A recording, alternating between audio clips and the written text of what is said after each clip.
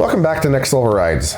In today's episode, we're going to answer a few questions that had sent in specifically about the NLR channel. Today it's going to be a get to know NLR. Looks like there's a few questions directed to me and a few questions relating to the channel. So let's get started. Question 1, what made you start the NLR channel? I wanted to start the NLR YouTube channel for quite a few years now.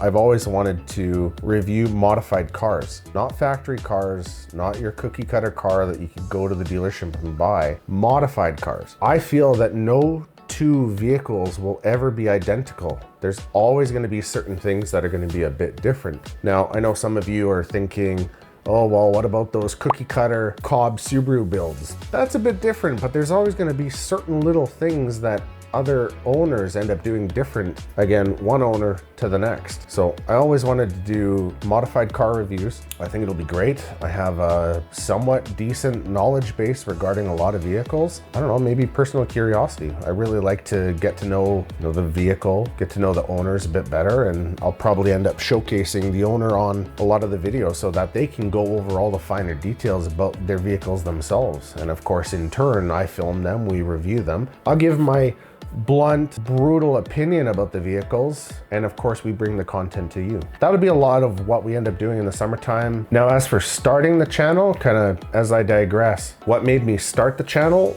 I always had that want, but I needed that little bit of a push. So eventually I got a little push from behind saying, hey, let's do it. And here we are. Question number 2, what are your goals for YouTube in the next year or the next 3 years? Well, the next year will be to be monetized. I would really love to have 1,000 subscribers. That would be fantastic. And at some point make a little bit of passive income. We're treating it as a hobby that eventually may turn into something, but it's not going to be for a lack of effort. So I'm definitely doing what I can. I've never been the kind of person that could sit in front of a camera and talk. I can't do that. I really have a tough time doing that. But here we are. I'm slowly learning that having a camera in your face couldn't be the worst thing ever. And goals, have fun. I just want to have fun with this. Treat it like a hobby and enjoy the content that we make and bring to you guys. Now, for the next 3 years, I mean, a pipe dream would be that the channel just takes off like a lot of the other ones, and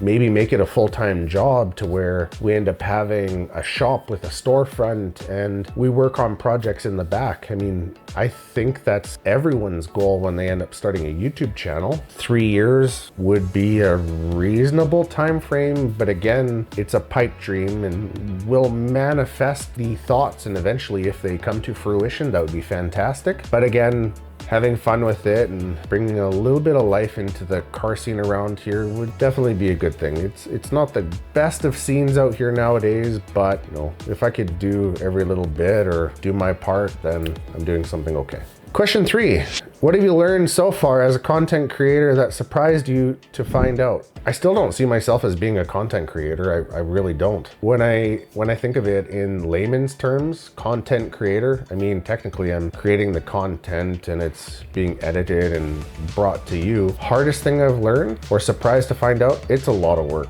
Like, I thought it was as simple as just talking to a camera and, talking about whatever and filming this and installing that. There's a lot of work that comes into it. Multiple cameras, multiple microphones, but then you need to export that, and then the editor, fantastic job she does, overlays it to the video. I get everything done, give it to her, she works her magic and makes it look good. So it's a lot of work. And there's a lot of time invested, and I don't know how many times I've not recorded something, not pressed record on the camera, not pressed record on the audio, but I've done something to have to put the parts back on, to re-record it. There's a lot of time and effort. Like, I tip my hat to the people out there that could do this, work a full-time job and maybe take care of little ones or family and a household. And man, there's a ton of stuff to do, and you don't think about it until you actually start doing it yourself. Question number 4, are you looking to collab with any other creators? I mean, it'd be kind of neat eventually when the page grows to reach out to certain creators that, we could maybe collab with. I know there's a buddy of mine, Billy from Bangers and Mash Racing. I'm sure we'll be doing something in the near future. I tend to see him every weekend when we go to the meets or to Mexico. He's always there, and I'm sure between the both of us, we could think of something, whether it's a build or who knows what type of shenanigans we could get up to, but I'm sure that'll end up happening. If I'm thinking big picture, the guys from Gears and Gasoline down south, they're fantastic. They seem to be really cool guys to get to know and to work with. I would say Sretton from M539 Restorations, really knowledgeable guy.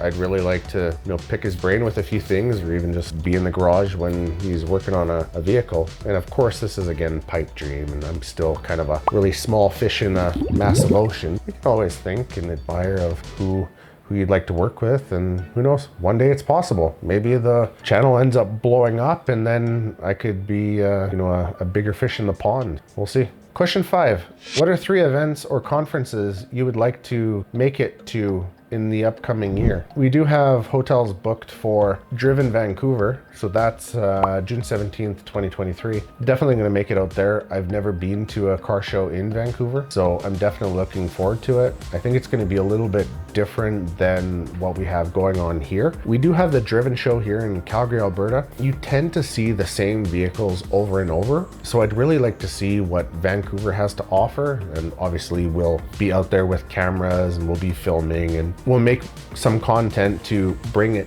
to you, to show you. But even then, being that it's over the course of a weekend, we'll have a vehicle there. We'll try to go to some local meets. I think it would be a really cool thing to see. It's definitely going to be different than the scene we have here, and I'd be curious to see the difference in cars, the difference in the owners of the vehicles.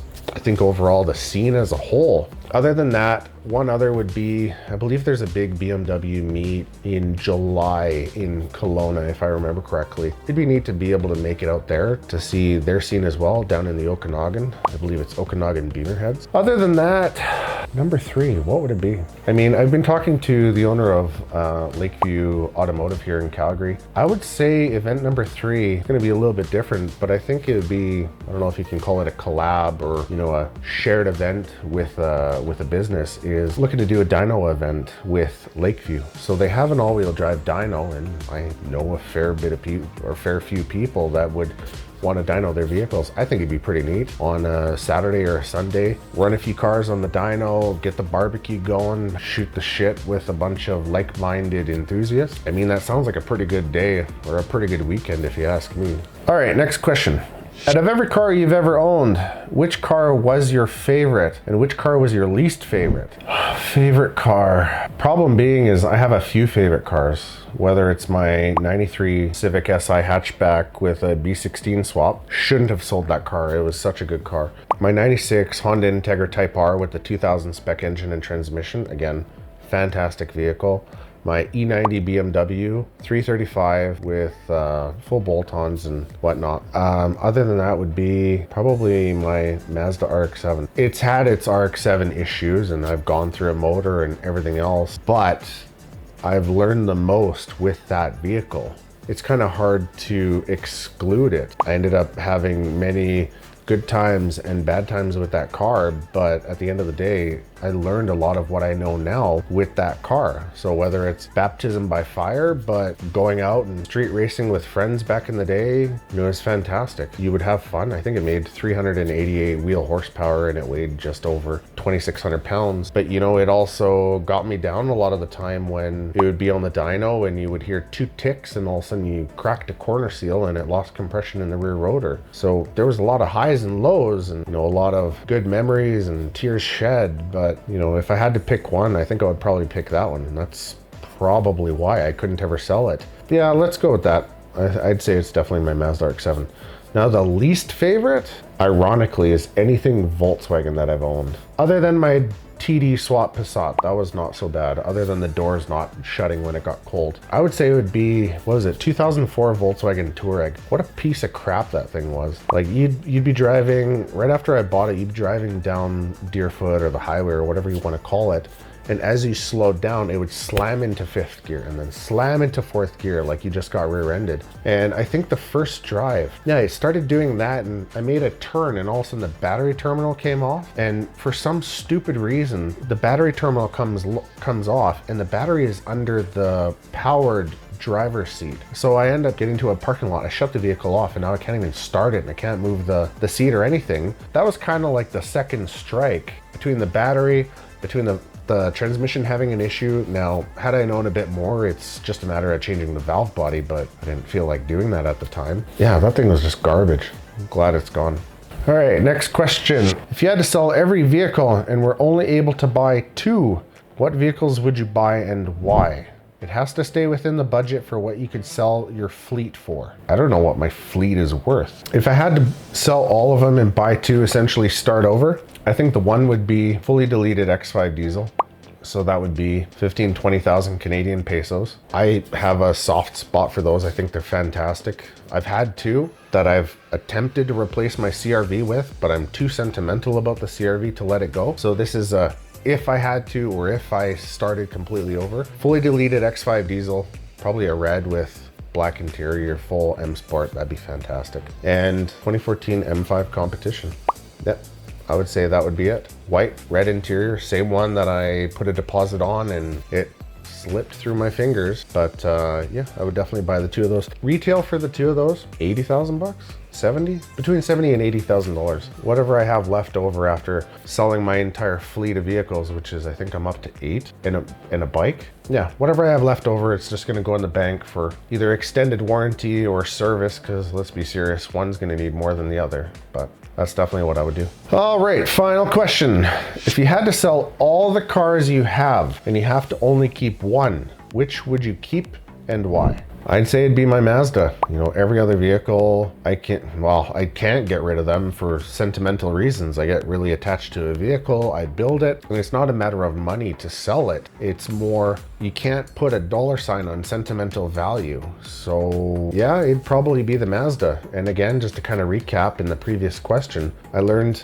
the majority of what I know now because of that vehicle and because of the good and the bad. You know, good times with friends, staying out till 4 or 5 a.m. and the bad where you're stuck on the side of the road with a blown engine and it's cold out, and 2 very different contrast type scenarios. I wouldn't trade it for anything. So I would definitely say Mazda, 100%. For those who don't know, it's a 1989 Mazda RX-7 that was imported from Japan. So it's the GTX version. You'll definitely be seeing videos in the near future of that vehicle, and I'm really hoping to restore it to former glory. Eventually, once it's all back up and running really well, I'd like to do a full paint job on it, maybe a bit of a kit, very JDM-esque, and yeah, keep it for some time to come. As always, I really appreciate your guys' questions and for you to take your time out of your day to send them over and provide them to me. I really do enjoy answering these questions, so if you do have more, feel free to keep them coming. And as always, take care, feel free to like, subscribe, do the dingle jingle, whatever it is, and we'll see you guys next week.